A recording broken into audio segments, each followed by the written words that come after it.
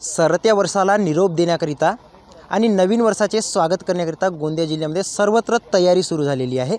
आपण बघू शकता पोलिसांच्या वतीने देखील मोठ्या कटाक्षाने प्रत्येक वाहनाची तपासणी करण्यात येत आहे। महाराष्ट्र आणि छत्तीसगड या दोन राज्यांना जोडणारा हा महामार्ग आहे।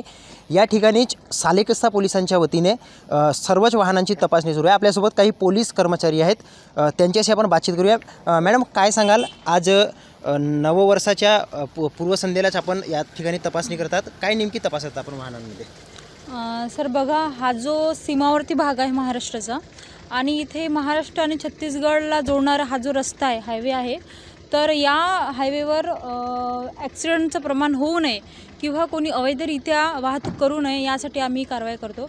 आणि माननीय SP सरांच्या आदेशान्वये दिनांक 29 तारखेपासून तर 31 तारखेपर्यंत आम्ही ही मोहीम राबवत आहोत।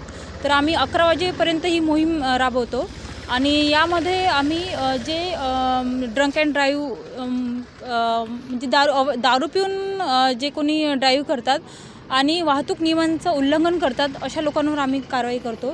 तर आतापर्यंत आम्ही म्हणजे इथे येणाऱ्या प्रत्येक गाड्यांना चेक करून आम्ही त्यांना त्यानंतरच पुढील कारवाई करतो। आणि आतापर्यंत 2 ड्रंक अँड ड्राईव्हच्या आणि वाहतुकीच्या नियमांचं ज्यांनी अवैधरित्या उल्लंघन केलेलं आहे अशा 4 ते 5 गाड्यांवर आम्ही कारवाई केली आहे। आणि प्रत्येक वाहतुकीला या दरम्यान होणाऱ्या वाहतुकीला आम्ही व्यवस्थितरित्या म्हणजे त्यांना इथून वाहतूक व्यवस्थित व्हावी हा आमचा उद्देश असतो आणि येणाऱ्या प्रत्येक वाहनांना आम्ही चेक करून त्याच्यानंतरच त्यांना सोडलो। तर निश्चितपणे अपघाताचे प्रमाण कमी व्हावे, घडणारे गुन्हे कमी व्हावे या हेतूने गोंदिया पोलीस या ठिकाणी सज्ज असून प्रत्येक वाहनाची तपासणी मोठ्या कटाक्षाने या ठिकाणी करत आहेत। देवेंद्र रहांगडाले, ABP माझा, गोंदिया। ABP माझा, उघडा डोळे बघा नीट।